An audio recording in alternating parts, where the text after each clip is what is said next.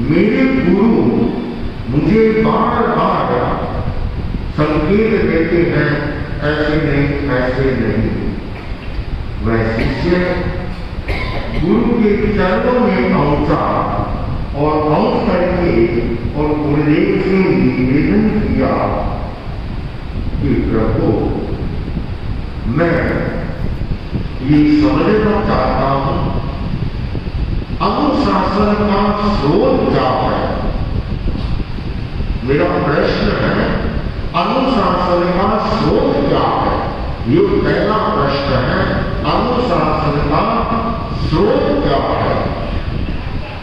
दूसरा है, अनुशासन का स्वरूप क्या है। अनुशासन का स्वरूप क्या है। तीसरा प्रश्न है, अनुशासन का फल क्या है। आचार्य श्री महाप्रज्ञ जी ने इस प्रसंग को सुंदर श्लोक में कहा है, किम श्रोत किम स्वरूपम च,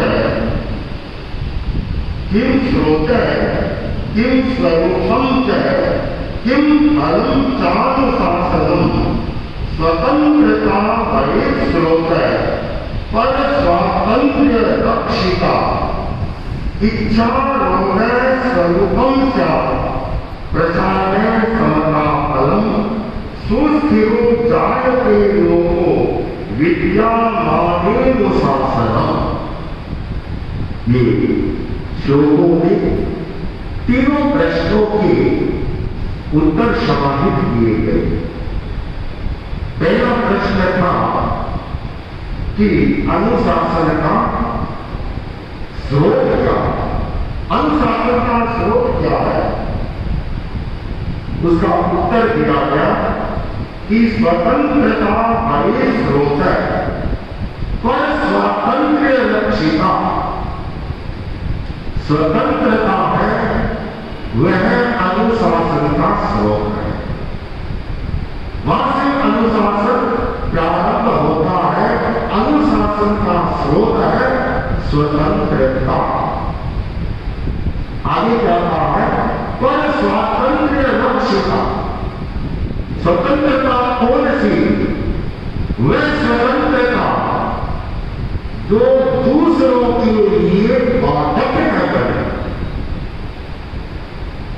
ऐसे तो हर व्यक्ति अपने आप में स्वतंत्र है, आजाद है। कोई भी परतंत्र नहीं रहना चाहता।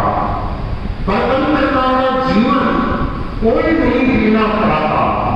तो स्वतंत्रता कौन सी स्वतंत्रता? जहां अनुशासन का स्रोत होता है, वह दूसरों की स्वतंत्रता का संरक्षण है।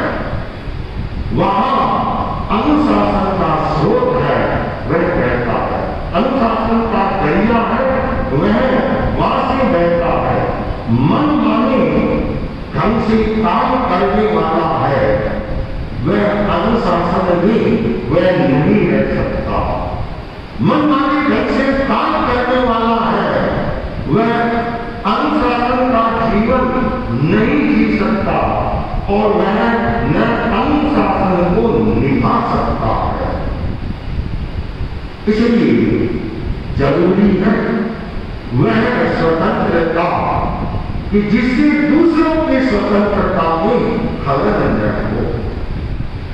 मैं अपने मकान में रहूं, ये सही है, लेकिन किसी का अच्छा बंगला देखा और उसमें रहने लग जाए तो क्या होगा? वह स्वतंत्रता फिर स्वतंत्रता में वह परिणत हो जाती है। किम स्रोत है? उत्तर आ गया। किम स्रोत है? अनुशासन का स्रोत क्या है? कि स्वतंत्रता भये स्रोत है, पर स्वातंत्र्य रक्षिता, इच्छा रोग स्वरूपम सा। अनुशासन, दूसरा जो प्रश्न था, अनुशासन का स्वरूप क्या है? इच्छा का निरोध करना, इच्छा निरोध स्वरूपम सा, ये अनुशासन का स्वरूप है। को रोकना, उसे काट छाट करना। किसी की अच्छी कार देखी, गाड़ी देखी और मन है ये तो मैं ले लूं।